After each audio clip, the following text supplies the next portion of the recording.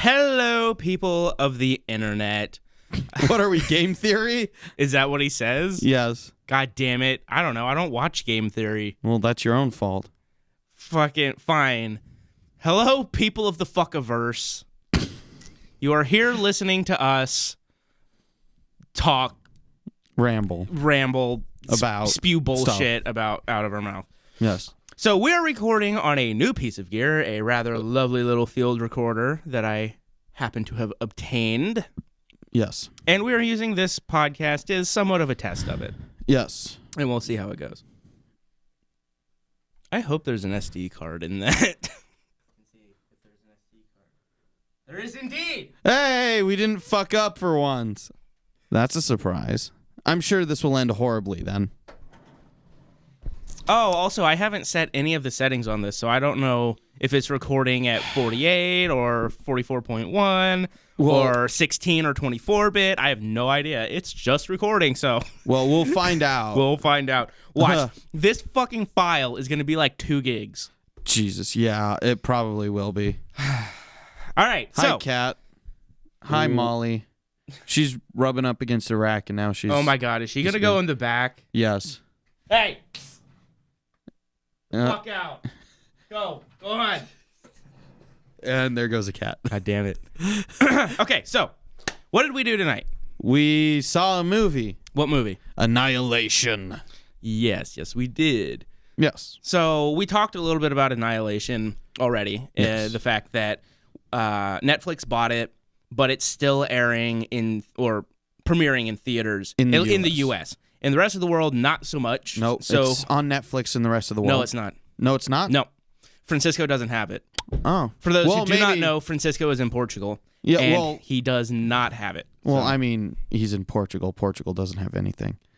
They're just little Spain. Yeah, they're Spain's tiny retarded cousin. Yes.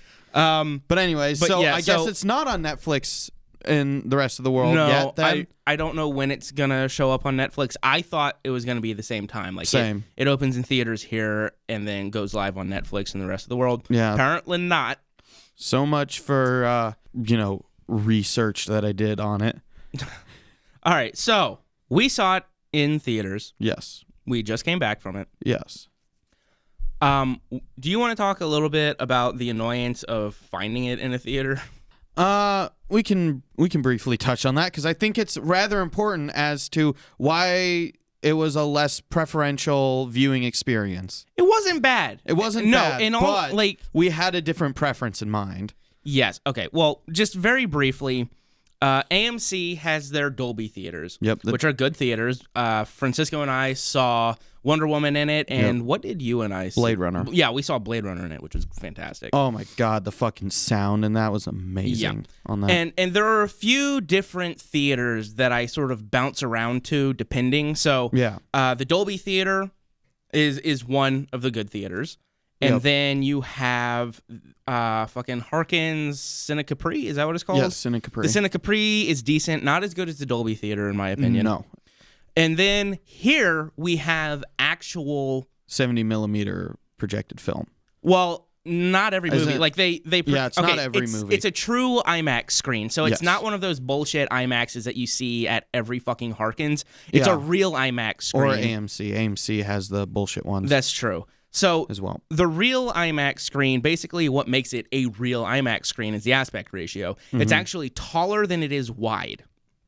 Right, so you'll know when you're in a real one. The basic sort of ghetto IMAX screens are basically they took over a normal theater and they moved the screen closer. Yeah. That does not count. They do have an upgraded sound system in those, but still. So basically 3 places I like to see movies. The AMC Dolby Theater, the Harkins Cine Capri, and the IMAX screen. The real IMAX screen. Yes. Annihilation was not playing on any of those because fuck you, Disney. Yep. Disney had to push every movie out of all of the good screens. I mean, the theater that we saw it in, the AMC. Yep. Black Panther was on the Dolby screen. Black Panther is in the Cine Capri. at Harkins. God damn it, Black Cat. Panther is Don't get playing. on the table. Black Panther is playing on both of the real IMAX screens. It's one theater that has 2 screens. Black Panther was playing on both. Black Panther was also playing on the fake bullshit IMAX screens, and Black Panther was playing in the 3D theaters. Mm-hmm. So literally every movie that isn't Black Panther was just pushed aside and put in all of the lower end shitty theaters. Shoebox theaters, as we like to call them. Well, the one we saw it in wasn't a shoebox theater. It was not. No, I don't think... The one I saw all the money in the world in, that was a fucking shoebox theater. Yeah. I think AMC's better about not having as many shoebox theaters than Harkins. Yeah, I don't know. I mean, we saw it in a decent screen. To be honest, we just saw it in standard. I don't have much to complain about. It's just like Disney keeps doing this to me. You know what I mean? There are movies that I want to watch that aren't fucking Disney movies, and I want to see them on a good screen, but I never can. And it just beyond pisses me off. It's always a fucking Disney movie taking up all of the good screens. I think always. I think we brought up the whole thing with Hateful Eight before. Yeah, we did. Where basically Tarantino was doing his roadshow thing, and there was a specific theater that he wanted to show it in that I guess he had history with. Yeah. I forget what theater it is, but it's an old theater with film projection, and it was one of his favorite theaters, and he had always dreamed of premiering a movie there, and so he had a contract with that theater to premiere Hateful Eight there, but then Disney stepped in and said, you're going to violate your contract with Tarantino, and you're going to play our movie instead, because if you don't, you won't get any more of our movies. So they basically... They bullied them. They bullied them, blackmail, extortion, whatever you want to call it, all of the above. And that's Disney for you. That's Disney as a company. So, that aside, that is not what we're here to discuss. No, it was just, I had grievances that I needed to air. Yes. What we're really here to discuss is our thoughts on the film. Yes, Annihilation. Not Hateful Eight. We'll save that for another time. Yeah, which is a good movie. Go see Hateful Eight if you have not. But no, we're here talking about Annihilation. Yes. So, you've seen it twice now, right? Yes. So, why don't you tell me what you think of it first? I think I liked it better the first time I saw it. And I guess that's because I hadn't collected all my thoughts on it yet. On my second viewing, I did find a few more problems with it than I did on the first viewing. Well, like what? Let's get into it. Oh, by the way, I don't give a fuck about spoilers. So if you care about spoilers, then I guess don't listen, because we're going to have an actual intelligent conversation about this movie, which requires spoilers. Yes. One of the main things I noticed right off the bat was the psychologist character, and the actress who played her was not very good. No. Her dialogue and her actions were very stilted. She got better as it went on, I think. But yeah, at the beginning of the movie, I was watching her and I was just like, oh my God. There was a comment you made that was perfect. Well, what was it? It was something to do with something that she said. I just jumped off of it. I don't remember. But like her acting in the beginning was the best I can describe is like edgelord. Where it's like, dark and mysterious, and I have plans that nobody knows about. You know, she's never like looking at anybody. She's always looking at something else or fiddling with her fingers. Oh yeah, she's always messing with her fingers. That really started to get on my nerves. Yeah, because I want to call it a stereotype, kind of. You know, that character that's just too cool for school. You know what I mean? Who's the character who's like, yeah, I'm dark and mysterious and I'm badass. Oh, you're here. Like that kind of character. Yeah, and that going into it in the beginning, that was pretty much her character. Yeah. She did evolve, and I think, or at least her acting skills evolved. Yeah, because at the beginning, I don't even know how you direct somebody to give that performance. You know what I mean? Well, Alex Garland did it, so. Yeah, well, yes. We may talk about that in a bit.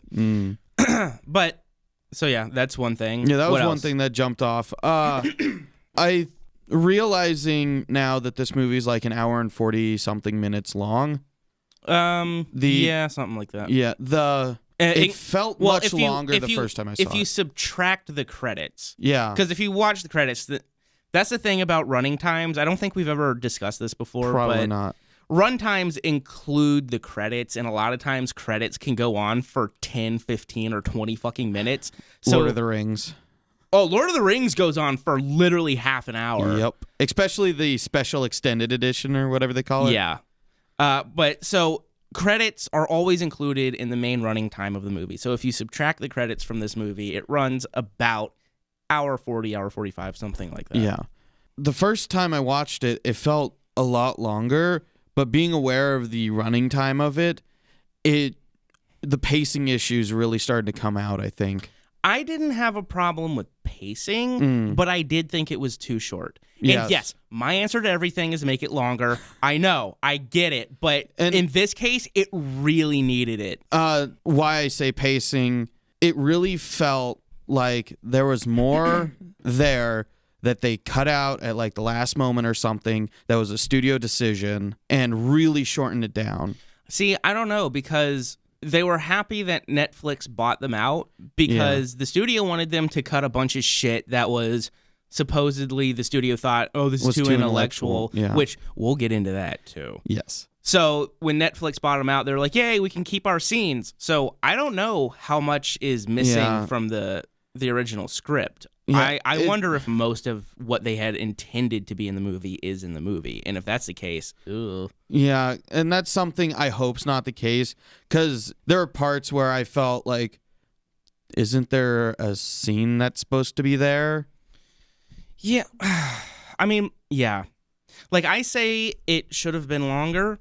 Yeah. And most of the reason I say that is because the movie was mostly lacking in character. Yeah. Oh my God. The Mexican lady, the paramedic. All of them. I mean, she was a particular grievance along with the psychologist. So the Mexican character was the paramedic was. She had one moment of character development at the very beginning where she comes up to our main character, Natalie Portman, and says, hey, you're standing here all alone. Why don't you come over here and talk to us and get to know us? And then you're told that she's a lesbian, even though that has nothing to do with anything. Well, I think she's bi because they said she hits on everyone. I guess, but either way, it had nothing to do with anything. Yeah. And I don't give a shit if your character is lesbian, bisexual, or whatever, and I think we do need more of those characters in movies. But if you're gonna bring up somebody's sexuality, you should probably do something with it, or it should be there for a reason. You don't just you're not just watching a movie and it's just like drive-by lesbian, like, oh, this character's a lesbian, and you're just sitting there like, okay, why do I need to know that? I don't need to know that. It adds nothing. You could have left that line out, and the movie would not have been worse off for it. The movie wouldn't have changed one way or another. Yeah. And again, to be clear, I don't care that she's a lesbian. It's just every piece of information that you give me about a character has to be for a reason, has to go somewhere. You have to do something with it. It's got to be relevant to the story that's unfolding in the movie. Yeah, like if there's going to be some sexual tension between her and another one of the female characters or something, then fine. But literally nothing happens that requires us to know her sexuality. Yeah. So it was a little bit odd.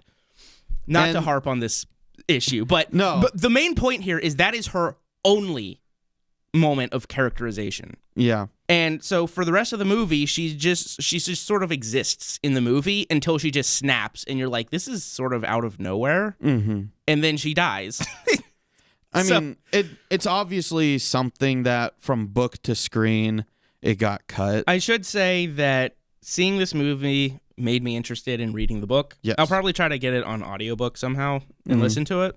Yeah, I'm gonna go out and find the books for it. So, I think the one moment that I was like, okay, cool, you're that character, was when they were confronting about the psychologist wanted to keep going to the lighthouse, yet the Mexican lady and the I don't remember the black lady, the one who's not the main character. Yeah. See, that's the thing is you have the boss lady, who is the psychologist. You have the paramedic, who is the Mexican. You have the main character, who is a Natalie Portman. And she's just Natalie Portman, let's be honest. Honestly. And then you have the one that's none of those. Yeah, the shy the shy black lady. The fourth character, she's not a character. She just sort of exists until she wanders off into the woods to be a plant person. Literally, that's what happens. She exists, then she wanders off into the woods and becomes a plant person. And all you know about her character is she wears long sleeves because she likes to cut up her forearms. Yeah, that's it. Yeah. But anyways, they were arguing about whether they should go back or go forward. And the psychologist sort of walks off and says, fuck you, I'm going anyways. Mm-hmm. And I don't remember the actual line, but the paramedic lady says hella. Oh, and yeah.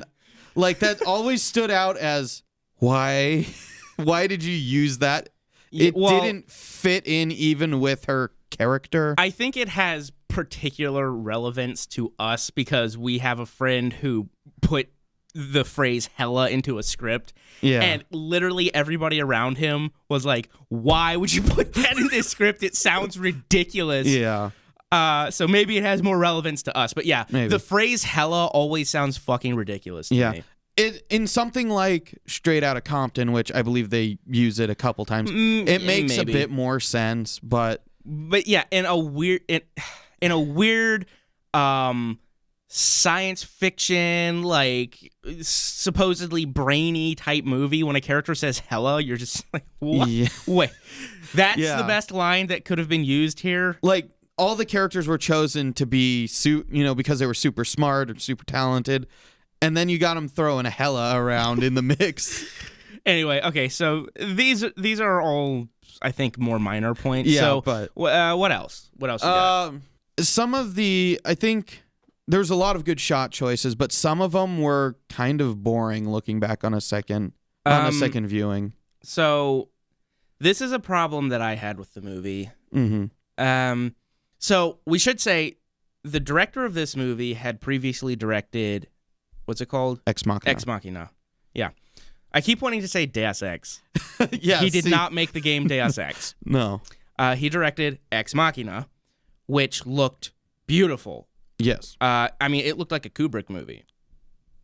So when I hear he's directing this, like, science fiction, colorful thing, I'm thinking, okay, the cinematography, if nothing else, it's going to look great. Right? Yes. I wouldn't necessarily call it a dud. Like, it wasn't ugly. No. And there were some interesting shots. But as soon as the movie started, I was struck by how little color there is in it. Mm-hmm. It's completely desaturated. And that was something I noticed, and I noticed it on first viewing, and that was very peculiar for a movie that's talking about this bright, glowing shimmer. Like the bubble, whatever it is, the shimmer is supposed to be like this colorful rainbow thing, but you're looking at it and it's just this desaturated sort of, it looks like a soap bubble. Yes. And this is a movie that really should have been pretty heavily saturated and colorful and beautiful. Mm-hmm. And it just wasn't. It was modern digital desaturated. And if you don't know what I mean by that, when you shoot on a digital camera, or I should say on a professional digital camera, like not like a consumer camera, but the camera that they use to make these movies, when you shoot on them, they shoot in RAW, which means there is no color correction pre-added in the camera. You know, it doesn't fix any potential problems. You can't adjust the saturation. You can't adjust the contrast. It all comes out completely 100% flat so that you have more information to work with in post. And for whatever reason, in the past 10 years, this really desaturated look has become very popular with filmmakers, almost like they just get it raw out of the camera and don't bother adjusting anything. Mm-hmm. They just leave it flat and desaturated. Because that's another thing. It's not just desaturated. It's incredibly flat, right? the blacks aren't particularly black. They're not very deep. And the highlights are sort of gray. Yeah. So, yeah, it was not the most pleasant thing to look at. Some of the shots were interesting and unique. But god damn it, you need to add some contrast and up the saturation. Yeah. When this comes out on disc, I might just do that for the fuck of it and just see how it looks in comparison, because I guarantee you it'll look better. Yeah. I guess I'll bring this up briefly. That was the very out of place sex scene that was in it when she was cheating with that other on her husband with the other teacher.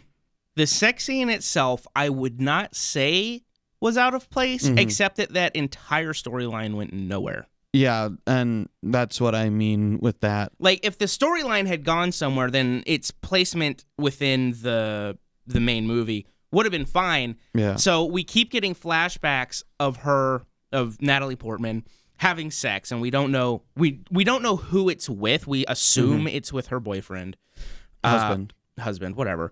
But a few flashbacks later, the camera pans out, and it's not her husband. It's another guy that works with her at the school that she teaches at, and we realize they're having an affair, right? And then Natalie Portman says, "We're not going to do this anymore," and the guy goes, "Okay." Literally. And then that's the end of that storyline for some I don't understand why that storyline was in here. I think they were trying to add some character, like she's been without her husband for a year.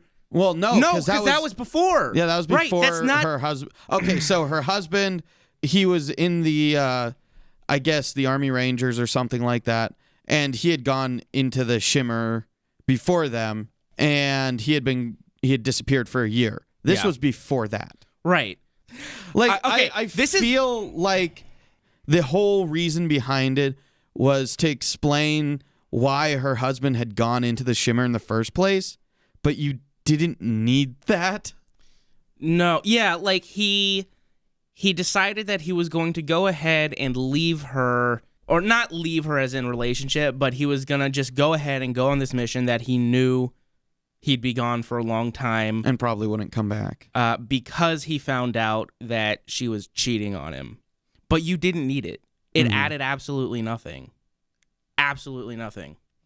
And I'm still collecting my thoughts about the whole thing. I want to watch it again. Yeah. Once it comes out on Netflix, I'll sit down and I'll watch it with Francisco and talk to him about it, because I'm very interested in what he has to say about it. Yeah, I'll probably watch it again around the same time. Just to have it again fresh in my memory so the three of us could talk about it. So what I want to bring up right now is something that I was thinking through the whole movie. Almost immediately, as soon as the movie started, I was comparing it, not purposefully. I didn't go into it expecting to compare it to this movie, but almost instantly, I started comparing it to Arrival. Yeah. And it just came up short at every turn. And not to say that this was a terrible movie. It wasn't. I enjoyed it. I thought it was interesting. But the whole time I was thinking, if Denis Villeneuve had directed this movie, it would be a much better, much more interesting, and much more visually interesting movie. Yes. So, okay, did you have any other complaints about watching it the second time? When I was first going into it, I heard that it's the book's very Lovecraftian with some of its stuff. Yeah, that's what I had heard too. And that, it's a Lovecraftian story by the director of Ex Machina. Yeah, which sounded really interesting. Yeah, until you get in there, and even more, realizing this even more on the second viewing, there's not very much that's Lovecraftian in there. No. I mean, they go insane and there's some weird creatures, but that's about it. And, okay. Not even Here's really a big weird problem I had.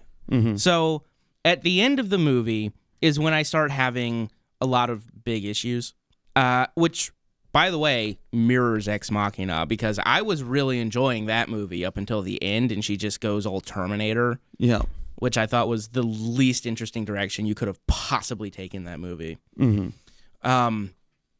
So this movie, it's going along fine. I'm having little problems here and there. Nothing too major. Enough that I would not put this movie up next to Arrival or Blade Runner or anything like that, but I was still enjoying the movie. And then the ending comes. So one of the things that is discussed is, and this is going to be a nitpick, but I still feel like it fucking bothered me. Yeah. So one of the things that's discussed is how this bubble, the shimmer, is essentially combining the DNA of every living thing. Mm-hmm. And so it's making these weird mutated versions of everything. Yeah. So you get a weird mutated bear, you get plants that are fucked up, you get people that have turned into plants in the shape of people. Yeah. And alligator with shark teeth. Right. So you get all that kind of stuff, and you're like, okay, fine. It's combining DNA in weird and interesting ways. I get that. Mm-hmm. And then she gets onto the beach, and the camera pans over, and there are crystal trees. Mm-hmm. And I'm just thinking, crystals do not have DNA. They're not living things. How does a plant combine with a rock? Well, I guess because it's not so much DNA, it's cells, and I guess... No, they specifically say DNA. Did they? Yes, because they had that whole conversation about the one girl takes the leaf off of like the plant person and says, I bet if you look at that, it has whatever blah, blah, blah, blah, blah DNA that gives humans their shape. Yeah. And there's nowhere else in this world where a living thing is combined with an inanimate object. The plant deer, I guess. No, those are two living things. A plant is a living thing. Right, it is. So, yes, there are deer with like plants, flowers and shit instead of antlers. Right, yeah. Which look really pretty, by the way. Yes.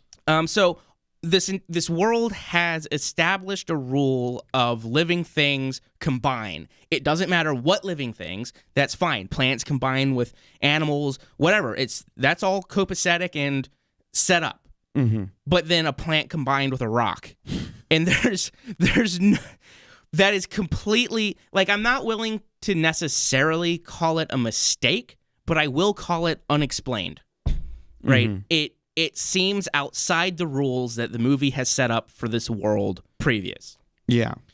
Anyway, so that's a nitpick, but it frustrated me because that's the thing. It is like in sci-fi especially, it is important to set up rules. And then when you break those rules, it is especially jarring. Anyway, so the big problem that I had with the ending was that it didn't seem very interested in being an ending. It seemed more interested in being weird, and I hate that. It's a sci-fi. Like, not everything has to be explained, right? But you have to wrap up themes. This movie dropped all themes. It dropped... okay, I won't go as far as to say it dropped all logic, but it dropped all themes. It dropped all character development at all. And just... Well, yeah, most of them end up just dying. Right, but even our main character, like, it just became weird for the sake of weird with this green alien mimicking her and slowly turning into her, right? Yeah. It was a green metallic alien. And here's why it's important that we say it's a green metallic alien. Because at the very end of the movie, they ask, can you describe the alien's form? And she says, no. Mm-hmm. But I can. You fucking showed it to us. It's a green metallic alien. Now, that is the problem with adapting for screen, and that's why a lot of Lovecraft stories can't be. Right. If it is important to the story, and this is very Lovecraftian, the inexplainable, right? Yeah. Things having unexplainable form or a color that doesn't exist. Yeah. Right? Shit like that is very Lovecraftian, and I do know that that stuff is in the book. So if the form of this creature is supposed to be unexplainable, don't show it to me. It gets to the end, and they're like, can you explain what this alien looks like? And she's like, no. And we as the audience are sitting there going, we just saw it. I can explain it to you, sir. Do you want to talk to me? Because I know what it looks like. Yeah, we went on this journey too. Yeah, like we can tell you everything. We fucking saw it. It's a fucking metallic green alien. Yeah. That looks vaguely like a human proportions. Like, I mean, that's what it fucking looked like. It wasn't inexplainable. Yeah, and something that I was really looking forward to, again, I haven't read the books, but one of the things that I had heard about the book is that when they go to the tower... Right, the lighthouse, yeah, I know what you're talking about now. So when they go to the lighthouse at the end, it's not at the end. I don't think, because they're still together as a group. I know that. Oh, okay. So at some point in the story, right, they come across a structure that they cannot agree whether it is a tower or a tunnel, which sounded really fucking interesting to me. Yeah, I really wanted to see how that would be adapted. You know how it was adapted? They skipped it. Yeah, they skipped it. It just wasn't in here. Yeah. That was kind of disappointing now that I remember that, and when we had talked about that before the movie came out, I was looking forward to that as well. Because I was like, wow, that sounds really like an interesting concept. Yeah. When you're talking about stuff that's inexplainable, nature operating on rules that we are not used to and dimensions that we don't know how to interpret, right? To go into a structure that you agree is a structure, but you can't agree whether it's a tower or a tunnel. Sounds really interesting to me, and it just isn't in the movie. Nothing like that is in the movie. And it's something when we talked about it, I remember running through my mind was different ways on how they could portray that. And it's sad that they skipped it. Yeah, they skipped almost all of that weird esoteric type stuff. Yeah. Instead, it's just sort of straightforward science fiction. Yeah, and that was really something that was disappointing that they skipped it, because that is a lot of Lovecraftian stuff, and that was the big selling point for me. Yeah, exactly. Lovecraftian. Lovecraft sci-fi. That sounds fucking cool. Yeah. But instead, it's not here. It's just a standard sci-fi where at the end she says, I can't describe that to you, even though we saw it and it's perfectly describable. Yeah. That's your Lovecraftian element. She just said so. That's something where they get to the lighthouse. She, it shows you the shot from outside where she goes in the door, and the door closes before it cuts to inside.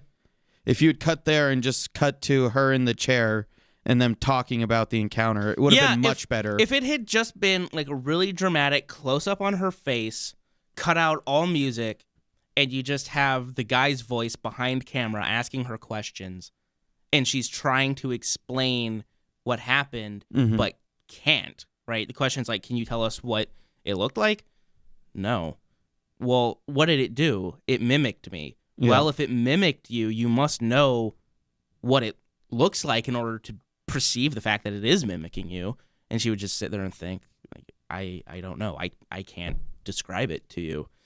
Yeah. You know, if we had just had like a 5-minute hold close up on her face while she's talking about all of this, and without actually showing it to us, I would have been perfectly happy, 100% happy with that. Like, even some of the more ethereal, out there, esoteric shit, like the tower that's also a tunnel. Yeah. Like, even if that was just a close-up on her face and they were doing that with it as well, I would have been perfectly happy with that instead of just ignoring that. For all of that esoteric shit, we could have just cut back to the interrogation room, because they're cutting back to it through the whole movie anyway, where they're asking her questions like, what happened here? What happened here? And she's answering the questions. We could have just kept cutting back whenever something crazy came up. You know, you could have like a big musical buildup as they're approaching something, and then it cuts back to the interrogation room, and she starts trying to tell you about it, going, I can't describe this to you. I can't explain this to you. We couldn't agree whether it was a tunnel or a tower, you know, and they'd be like, how is that possible? They're two clearly different things. And she would just say, I don't know.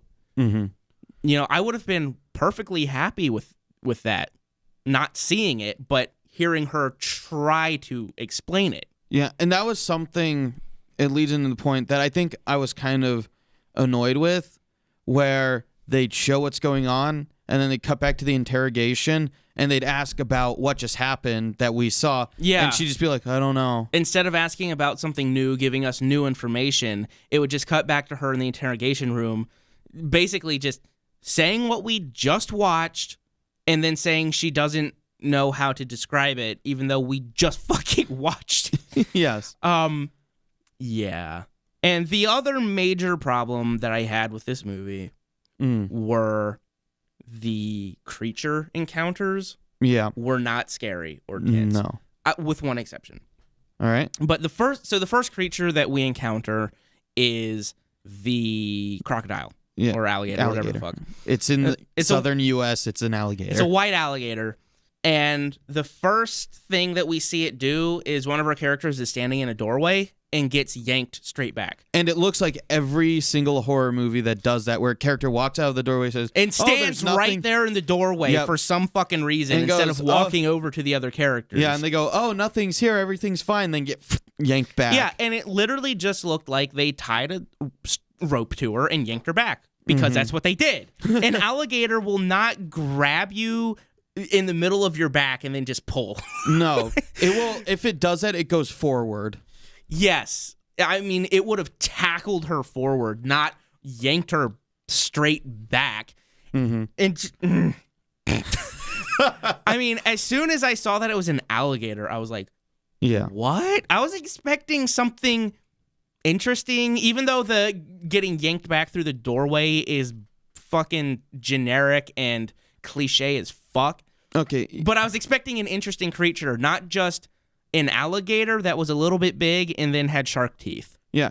And that was something that I was kind of let down by, because I thought, not knowing that it was a bear creature that we later encounter, I thought, oh, it's this weird creature that's, sort of got the top half of its face is a skull and all that. And I thought that was going to be like the thing main that stalks them through the whole movie. Yeah. The thing that stalks them through the whole movie. So when she got yanked back, I'm like, oh, it's that creature. That's going to be really cool to see. And then it's an alligator.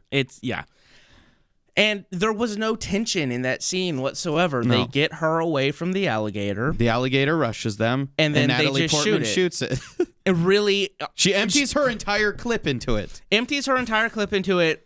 with this look on her face like she's just fucking bored. Yeah. Like she just got down on one knee and just started unloading with the machine gun. Yeah, and it looked really awkward how she was holding it. So there was no tension there. And the fact that this movie is so flatly lit did not help anything. Like, I mean, that's important when you're trying to build tension, is shadows, keeping things hidden. The less you see, the more, in theory, the more tense it'll be, because it's the fear of the unknown, right? Yep. And so you build that horror that way. Instead, this was more just sort of procedural. Oh, big alligator, shoot it. Yeah. And it should have been horror. Like, this should have had elements of horror in it. Yeah. And it didn't really. So the first time you see the bear thing, you don't know what it is. It's when they're standing outside and the guard post. They're outside of the military base that they go to. So, like, when this scene happened, I was like, what? That's it? So they're standing outside the guard base, and they go, hey, do you hear that? And something came through the fence. And something came through the fence, and it's like, boom, boom, boom, boom, boom, boom, boom, boom. And then, yoink. Like, they may as well have had, like, a fucking slide whistle sound or something behind it, because there's no music. The sound effects are non-existent. It's just sort of quiet, but not in a way of like, oh, it's intentionally quiet because it's going to be creepy. No, it just sort of goes yoink, and it's like a half-second cut, and then you're like, oh, okay, something took one of them, all right. Now they're going to go follow it. And then they didn't. They just let's go back to bed. Yeah. Then they followed him the next morning. They ran to the edge of the compound, and they're like, oh, we should wait till morning and just go to bed. But my point is that encounter of the bear thing taking the character was so nothingness. It was just like, oh, I guess, okay. There was no horror there. No. There was no tension there. It was just sort of like, well, that's a thing that happened. Yeah, pretty much. And that's how the characters dealt with it, too. Yeah. Oh, that's a thing that happened. Pretty much. Now, I will say, the final encounter with the bear, I liked. It had more atmosphere. Yep. So and it's a shame that it's connected to a retarded scene. So basically what happens is the paramedic ties all of them up. Yeah. Okay. So this will need a bit. Hold on. This will need a bit of a backup to explain. Yes, this will need a little bit of explanation here. So basically, to go through this as quickly as possible, Natalie Portman's character had a boyfriend, husband, who went into the Shimmer, and disappeared for a year, and then came back and was like coughing up blood and shit. Yeah, and so they take him to the compound and isolate him. Yes, and they take her with him. She neglects to tell any of them that... Well, okay, so she meets up with the girls that she will eventually go into the Shimmer with, and she doesn't tell any of them that he is her husband, and they go off into the woods together, and the boss lady says, why didn't you tell them that, he's your husband? Yeah, you didn't tell him that he was your husband or something. And like literally that line. Yeah, said that, and she's like, I forget what her response to it was. She didn't want to cause complications. She didn't want to complicate things. And you're like, how would that complicate anything if they knew that he was her husband? Yeah, the boss lady even asked that, and we got no response. No response. And then later in the movie, we see a video of her husband going crazy. Cutting the stomach open of a fellow comrade that had followed him into the Shimmer, and there's like a big wormy snake thing. It's his intestines moving around. Whatever, his intestines are moving around, and the boss lady goes, "It's a good thing you didn't tell them that he's your husband, because I don't know how they would react to this video." And you're like, what the fuck? Why would that change anything? Like, okay, her husband went insane. That suddenly means that she's gonna fucking cut all of them open? What? No, that doesn't make any sense. There's no logic here. The only way it makes sense is if one of your characters happens to be a paranoid little shit that's really aggro about everything, which we so happen to have. But wasn't before this moment. Yeah, wasn't before the moment. So the paramedic finds out that it's her husband and loses her shit. Right? Ties them all to a chair. Ties them all to chairs and goes, "Did you know about this?" And they're like, the boss lady is like, "Yeah, I know." And the other, the black lady is like, "No, I didn't know." Okay, so neither one of those characters are useful in this scene. No. And she goes up to Natalie Portman. Cutting Natalie Portman open. She goes up to Natalie Portman, "I bet if you had me in a chair that you would cut me open too, and my intestines would be worming around." But I'm not the one tied to the chair. And she just pulls out a knife and walks up to Natalie Portman. And you're like, where did this come from? Why the fuck would the knowledge that it's her husband change anything? Change their perception of anything? How would it affect their relationship with her? It doesn't make any fucking sense. Like, if there was a buildup to this, because keep in mind in the beginning, the interviewer says you've been in there for 4 months. So if there was some kind of buildup showing a bit more of them going paranoid and freaked out, wasn't. This was the first moment of any sort of like paranoia. And they really jumped the shark at that moment. Yeah, she just loses her goddamn mind for no fucking reason about a subject that we had already like about a subject that I had already been thinking was fucking stupid to begin with. Yeah. Anyway, so she loses her mind, and then before she guts Natalie Portman, you hear the character that died. You hear the character that the bear had taken off into the forest. And to see the wizard, the wonderful Wizard of Oz. She's holding the knife to Natalie Portman, and then you hear that character's voice, and she goes, "Oh my God! She's not dead like you said she was." And she runs out. And then she screams, and then she stops screaming. Right. And then the bear thing walks into the room, and they're all tied to the chairs. Okay. Yeah. So this is where the scene gets actually good and has some tension, right? Yeah. The bear is wandering around. None of them move. They don't want to draw any attention to themselves, but they can't move anyway because they're tied to the chairs. Yep. Right? So, and as it's walking around, it's growling, but is also mimicking the voice of the characters that died. Its growl is that character's voice, essentially. Yep. So whenever it growls, you just hear, "Help me!" Yep. You know, that kind of shit. And it was creepy. I'll give it that. And the lighting in the scene was good too. It actually had shadows. Holy fuck. That was something I noticed was a big step up from before. Yeah. And so the bear's walking around, and things eventually escalate. The paramedic runs in with the gun and is like, yeah, because she's still alive apparently, and starts shooting at the bear. And the attack on her, like when the bear goes and attacks the paramedic, I thought was legitimately very visceral and done really well, except for one shot, which took me completely out of it, where they obviously sped up the footage, where the bear grabs her by the neck and she just goes, boonk. Like the footage is completely sped up in the most phony way humanly possible. And it just instantly took me out of it. I was like, oh, everything, like all of the very visceral, gritty nature of this scene, I now see the wires. Yeah. Or the strings behind the scene. So that was a bummer, but the scene keeps going on. It tears her throat out, which was... it rips her entire bottom jaw off, which was fucked up. That was something I wasn't expecting when I saw this movie, was it to have some really graphic gore like that. We'll get into that. But yeah, somebody else in the theater, you just hear this woman in the theater go, oh my God. Literally. She was like, oh. She was so disgusted. And she literally was murmuring about that for the next few moments. And then, so the bear goes to the three that are trying to break themselves out of the chair. It corners Natalie Portman, and another one picks up the gun. The shy black lady. And unloads a clip into its head and blows the side of its head off, which was also pretty, gory in a fun way. Yeah. It was obviously CG. really it was CG as fuck, but it was still gory and brutal. Yeah.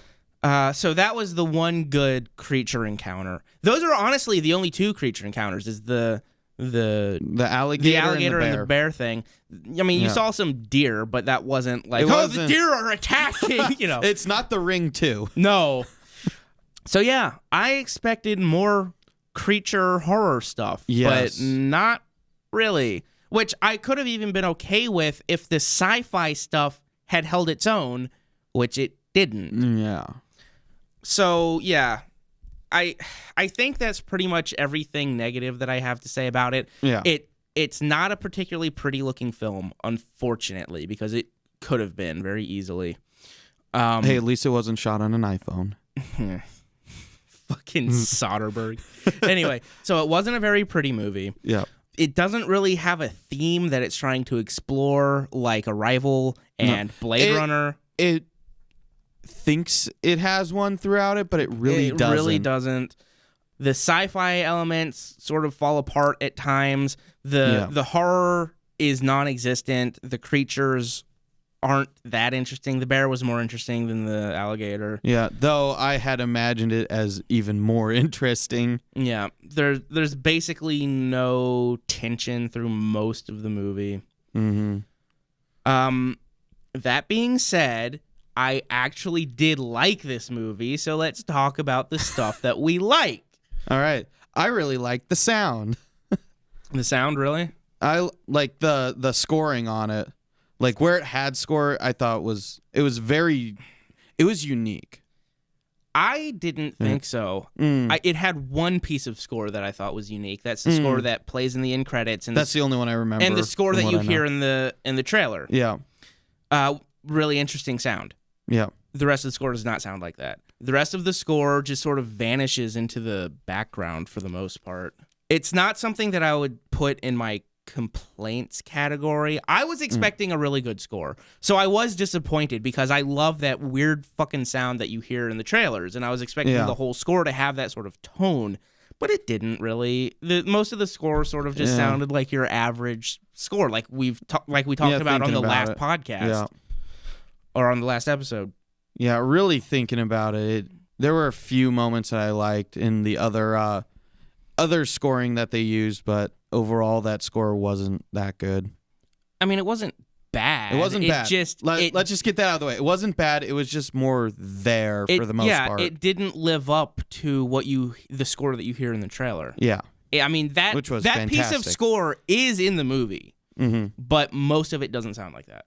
No, which is saddening. And in terms of sound, like sound effects and things, there was nothing really special about that. Like we talked about the first bear attack. I mean, which it didn't sound like fucking anything. I mean, was there any particular scene that you thought had really good sound? I don't know. I think I'm getting tired because I can't think of that. Okay, well, let's talk about some stuff that we liked. Yeah. One of the things that I really liked that I was not expecting was horrific gore. Yes. But even then, I think there was too little of it. So the first like really fucked up like gory thing is when her husband, you see the video of him cutting the other guy open. Yeah. And when I saw that, I was like, ooh, like this got interesting and fun. Yeah. You know? When I first saw it, I'd seen it with, that crowd of like I'm out of college for the weekend or whatever. Yeah. And so everybody was like, gore. Yeah, and it was good too. It looked good. I'm sure a lot of the blood was CG, but it wasn't particularly noticeable. He's cutting the thing open. There's blood pouring all over his hands, and then they peel that like skin flap back in his skin flap. It was at that point. It was. Yeah. They peel his entire stomach back, and his intestines are wriggling around inside. Yeah. And you're like, "Ooh, this got interesting. This got fun. There's something else here other than only okay sci-fi. There's something more in it." And then directly after that, we had a scene where they find some of the corpses that have just been like plastered to the wall in like a cocoon type thing. Yeah, and the plants are growing out of them. And like there's a skeleton that's half decayed that's just been pulled apart. Like the jaw is stretched way down because the branches or whatever had spread the skull apart. I was like, this got much more interesting. Plus, you mentioned the butthole. Oh yeah, the cocoon thing looked like a butthole. It did. I'm sorry. But those were really the only two scenes of like really interesting gore until you get to the bear, which is like 45 minutes later. Yeah. And then that's it.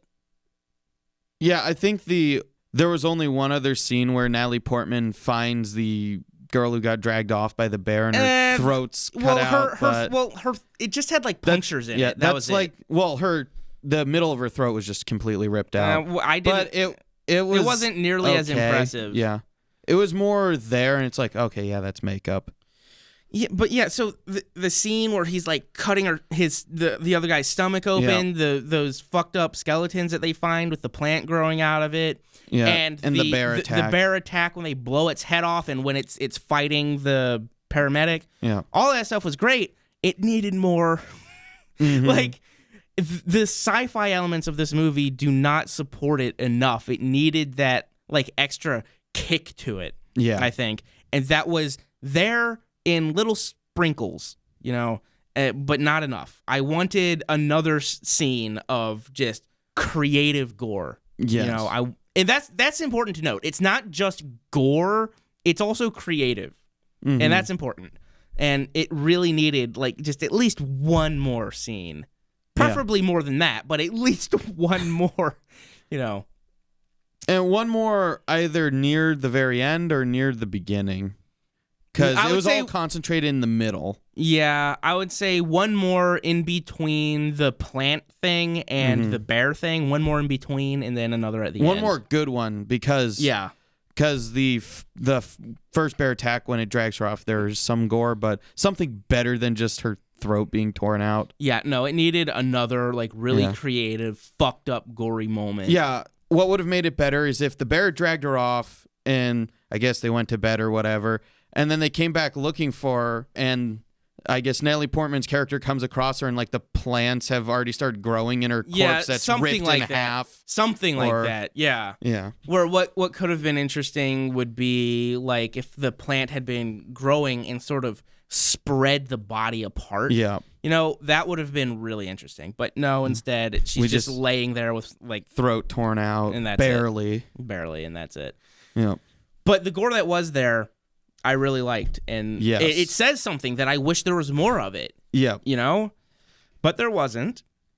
Yeah. The only other amount of blood in that film was when Natalie Portman shoots the alligator and little puffs of CG blood come off of it. Oh yeah, the CG blood that just sort of disperses into the air and disappears. Wafts. You know, like blood does, right? Blood totally does that. Yeah. Sort of a positive and a negative in one, I guess. Yeah. Overall, backhanded compliment. Yeah. I don't know. Like here's what's so frustrating is I like this movie. Yes. I want to watch it again. I want to explore it further, but I'm having trouble saying one thing that I specifically like with no drawbacks. Yeah. I guess whether it's a positive or negative, there's a lot of ass shots in the film. Well, you see the weird alien thing's vajayjay. Like, it straight up fucking has a vagina. It does. Yes. Yeah, I don't know. Like, oh my God. It's so frustrating because I liked it, but I can't sit here and say this part of it was great. Yeah. I can't think of anything that I'm like, but this part was fucking awesome. Yeah. Like, I was very disappointed at the look of the lighthouse. And that's something I want to say I liked because I did enjoy going inside and seeing the corpse just burnt against the wall. Like, because in the end of it, her husband had reached the lighthouse and had met the alien creature, and the alien creature had duplicated himself into him, and then he lit off a phosphorus grenade and blew himself up against the wall. Yeah, can you explain that to me? What a phosphorus grenade is? No, I don't understand what that scene has to do with anything. Okay, here's the thing. So, all right. The husband, so she finds a camera set up, pointed at a charred corpse with black all around the wall. So she watches the video. Yeah. It's her husband. Her husband says some shit and then sets off a phosphorus grenade and burns himself alive. And then her husband walks out from behind the camera into view. So there was a little bit that you missed in that. When she starts up the camera, it starts on the beach. And then and then it heads to the lighthouse. And you see the skeletons that are in front of the lighthouse. Yeah. And then it's inside the lighthouse looking at the butthole in the lighthouse. Yeah. And then he goes into the butthole and you see the alien creature inside of the butthole. And then he's sitting against the wall and lights off a phosphorus grenade. That alien creature that he met had successfully morphed into him. And that's the big twist at the end. No, because that's what it's implied. No, because here's the thing is they only ever say, okay, is there more than one alien thing? Yes. That's something that's really weird because when he goes into the tunnel inside of the lighthouse, which looks like the fucking xenomorph cave. Before we get into this, let me sort of explain, all right? So just so that I can get myself together. So you have that scene where her husband kills himself with a phosphorus grenade, but then her husband steps out from behind the camera. Yes. Right? And you're like, okay, there's more than one here. But her husband that killed himself with the phosphorus grenade, which we're left to assume was the real one, tells the fake one to find his wife. Find his wife. Yes, and it does. Right, but why would he do that? Why would he do that? Why would he want the fake alien him to find his wife and then just kill himself? He had lost his mind at that point. And Did he? Because that's what it was implied is that because he says, I don't know who I am anymore. Am I you? Are you me? Whatever. It's implied that he's sort of insane, but I'm not sure the leading to deciding, I'm insane, so I'm going to blow myself up with a phosphorus grenade. Yeah, like him committing suicide, I don't understand the point. I know that he wanted the alien to find his wife to tell her that he loves her or something. Okay. That's my takeaway from that. Then why didn't he want to get out himself? Like, there was nothing that said the alien was preventing anybody from leaving. Yeah. If the alien can get out, presumably other people can too. Yeah. I guess. Or maybe he got turned around and lost, or I don't know. So after that scene, she goes into the butthole. Yes. And it's another butthole. It's a black cave. It looks like the xenomorph layer in Aliens. Yes. that was something else I wanted to say. The shot of Natalie Portman with the gun going into the cave was straight up aliens. It was straight up fucking Ripley with the gun walking through the shit. It was aliens. It was. So anyway, she goes in there. Yes. And we see the boss lady, and we, in retrospect, we understand that the alien was turning into her. That was not the real her. It was the alien mid-transformation and had successfully transformed by the time that Natalie Portman, addresses her. Yeah. And then what happened? Natalie Portman... She turns into... The boss lady turns into a 2001 A Space Odyssey sequence. Well, okay. Yes, but what happened? Did Natalie Portman shoot her? Is that what happened? Something happened. So shooting her came a bit later than you're talking about. Right. So the boss lady spouts off some crazy shit of, it's inside me, it's going to be inside all of us. And then she starts spewing up these white lights. Right, from that's her, right. And then disintegrates. Nothing happened. That's right, nothing happened. Basically, in retrospect, when you think about it, so the alien turned into her, and then the alien decided, I don't want to be her. I'm going to be a fucking 2001 A Space Odyssey. The LSD trip for a minute, and then turn into Natalie Portman. Yes. And the whole reason that she turned into Natalie Portman is, I guess, Natalie Portman was bleeding on the nose, and a drop of blood went into the acid trip, and that multiplied and used that to turn into the metallic creature that was going to morph completely into her. Like, I guess, is that the thing? Like, there's not more than one alien. It's just, it was creating duplicates. Yes, I think that's what it is. It wasn't much as there's multiple, but it was changing form and creating more. So, basically, the alien was not the metallic green thing. The alien was the acid trip. Yes. Okay, fine. I can still describe that, though. Yes. Like, that's all I'm going to say, is even if you make that change and the alien is the fucking light show, you can still be like, well, it was like a fucking energy ball with fucking light and shit shooting off of it. That's still describable. Yes. And then when it turns into the metallic creature, then Natalie Portman shoots it. Right. But... I don't know. Like, I think what my problem is I understand it. It just doesn't matter, right? Like, that's what it feels like. Is like, there's nothing that I'm not understanding. Yeah. It just feels like the movie fucking went nowhere and explored like Ex nothing. Machina Yeah, kind of. Did at the end. So, I liked this movie enough to watch it again. Yes.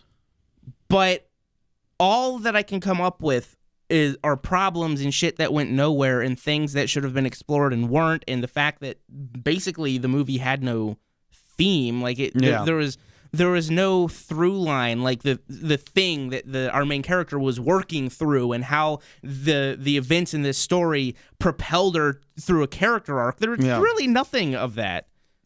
Yeah. What I really can say that I liked is after they're tied up to the chair with the bear, that the scene with the bear, not what's leading up to it, but the actual bear attack. Yeah. And when they find the videotape in the military compound where they cut him open. Yeah. And then they see the body on the wall all splayed out. Yeah. That's what I can think of that I really like. And the shot of the mutated deer. Yeah. The mutated deer was pretty, but ultimately didn't serve a purpose other than world building. Yeah. Which I guess is okay, except it's not a world that's thoroughly explored. No. So, which is saddening because I would have really liked to see more exploration of the world. So, you know what? It's a roughly 2-hour movie. Throw another hour onto it where we get more character shit and we see more of the world. Yeah. Make it a fucking like sci-fi epic 2001 / Lovecraft weirdness. Yeah. You know, and just go all out with it instead of this sort of half measure. That's what this movie felt like. It was like a half measure. Because even in the middle of the movie, what I was thinking is this world feels like it should either be 100% normal, but with weird shit in it, or Yeah. the whole world should just be completely weird and alien.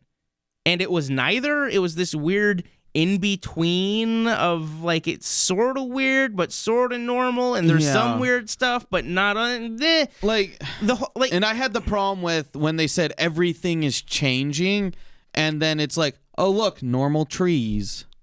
Yeah, and I don't know. I guess that's ultimately the feeling that I come away with this movie with, is that it was just the whole movie was a half measure.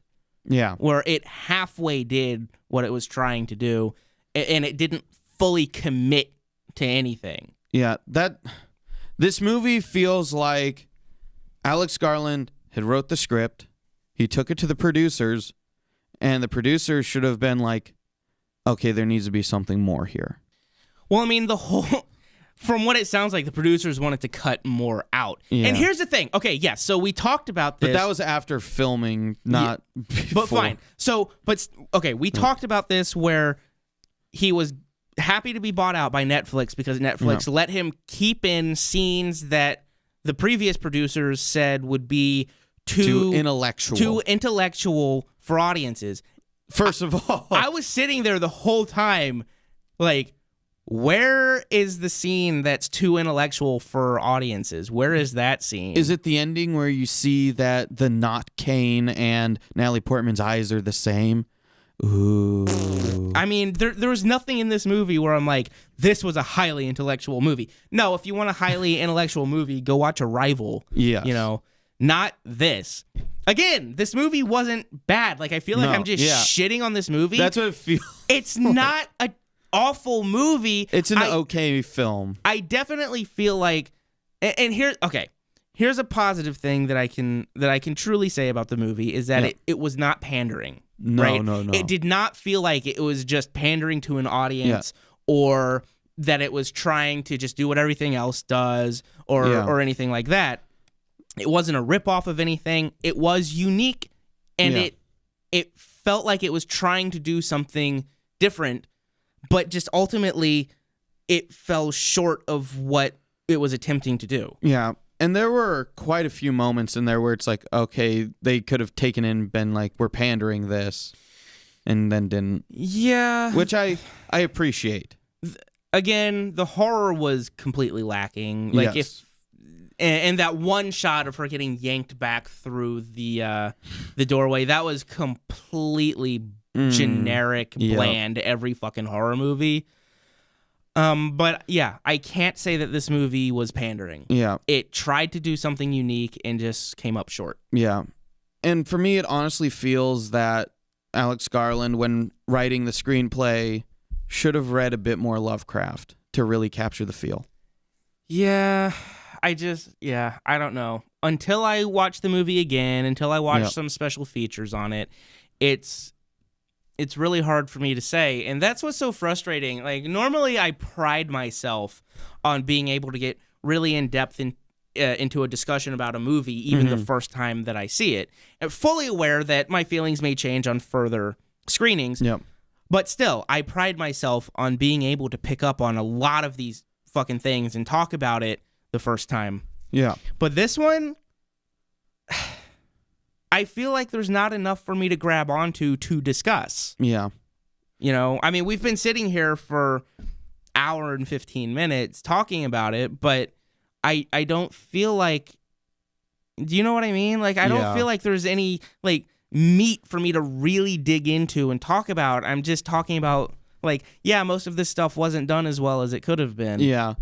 That's sort of been me here, where I was like, I liked that piece of the score at the end, and now I remember that there really wasn't much elsewhere. No. And that's what's disappointing, because I really wanted to add this to, like, a trilogy of sci-fi movie where it's like you had Arrival, Blade Runner, and now Annihilation. But no, not really. I guess the trilogy is Interstellar, Arrival, and Blade Runner. Yeah. And I was hoping to add Annihilation to that as, like, recent really good sci-fi, but it tried. Like, that's the best I can say about it, is it tried and it came up short. Now watch, the Blu-ray's going to come out and there's going to be like 20, 30 minutes of deleted scenes on it. No, the Blu-ray comes out and there's an extended cut that's 4 hours long. That's fucking amazing. Yeah. If a only roadshow edition. If only we were so lucky. Right. No, I get the feeling this is the final version of the movie. There's not going to be a director's cut, especially because it's Netflix. Yeah. Netflix doesn't do director's cuts. So I get the feeling this is the final version of this movie. We get a Netflix cut. I don't think we're going to see anything else from it. Yeah. So, I want to ask this. Mm-hmm. The critics gave it an 86% on Rotten Tomatoes. It has like a 7.9 on IMDb right now. The audience on Rotten Tomatoes gave it a 66%. What do you think of that?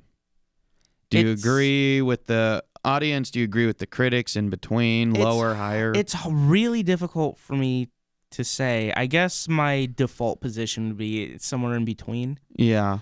Because I think in between that, it's about, if you're going between 86 and 66, it's about a 76. I would say it's about a 70. Yeah. Yeah. I don't know. I have an entire rating system that I worked out that's very complicated. So I don't like to just give random numbers to things without like sort of checking my work on my own system. Well, we're on the spot. You're not allowed to go off and do your little ratings bullshit. Yeah. I would hesitate giving it a score, especially just on a first viewing, but I would say 70. Better than average, but not good enough to propel it into greatness like Arrival. Mm-hmm. It just sort of sits there as this little nugget. Just this little movie that should have been better is basically the score that I would give it. That's a very apt rating. That is Annihilation. Yep. Go watch Arrival. It's pretty much what I say. Go watch Arrival. Go watch Blade Runner. Go watch Interstellar. Yeah. This Annihilation wasn't bad. No, but I'd say if anything, when it comes out on Netflix, watch it. Yeah, when it comes out on Netflix for free, give it a watch. Well, but for free, right, whatever. But when it comes out on Netflix, give it a watch. Don't expect it to be amazing or mind blowing. Yeah, it's okay. Yeah. It's much higher quality than the Netflix originals, though, at least. Yeah, it's better than most Netflix original stuff. It at least... Again, this is just distributed, but... Right, but it felt like it had a voice behind it. Yeah. Voice was not necessarily the best voice for it to have, but it had a voice that was specific to it. Yeah. That was not just Netflix churn out as much shit as we can. Yeah. But... we'll have to see with the sequels. Yeah, because Netflix owns the rights to the sequels. So from what I've read. Yeah, it was definitely a cut above your typical Disney shit. Yes. So go see it for that. Like support something that's not Disney and support something that, even if it didn't turn out to be amazing, is still worth watching. And somebody cared about it. So yeah. So go support that. Don't fucking go see Black Panther. God damn it, Carson. You went and saw Black Panther. I'm sorry, I caved. You fucking went and saw Black Panther. Like, I didn't pay for it. Oh my God. The second I texted you and told you that it pissed Francisco off, you text me back 2 hours later and you're like, so I went and saw it. That's specifically because you told me it pissed Francisco off. Why? Wait for it to be in a dollar theater. I couldn't help it, man. My fucking God. Go see Annihilation. Don't go see Black Panther. Go watch a movie that at least tried. Yes. And there's probably some other movies coming up in this April that are worth seeing. Infinity War just got moved up. Don't go see it. Go see something that's releasing this April that's actually good. Yeah, like, just don't go see the easiest fucking... Okay. Take a chance. Like, do you remember that used to be the thing with theaters? Yep. Is you would see a bunch of movies you may not have even seen trailers for, and you go, oh, well, that one looks interesting. Let's take a chance and we'll go see that movie. Mm-hmm. People don't do that anymore. People just go see, oh, what's the latest Disney movie? We'll go watch that. Yep. Go see something else. You know, spend your money on something that you're not sure about, something that might challenge you. Mm-hmm. Don't just spend your money on fucking colorful explosions. Yeah. Even then, they're not that colorful. No, they're not. Movies, they're really flat. Ugh. Anyway, that is Annihilation. We're done here. Yay. Go watch it. Maybe wait till it's on Netflix, depending on your love for sci-fi. Yeah. Though watching it on Netflix will support the film studio's habit of selling off their movies to Netflix now. Yeah. So, I don't know. This is a tough one to give a recommendation on, but yeah. All right. So that's it. That's what we got. Thanks for listening. I hope you got something out of this rambling mess that I'm going to have to edit together. Yeah. We just needed to sort of do this and get this out of here. Decompress. Yeah. So, good night. Night.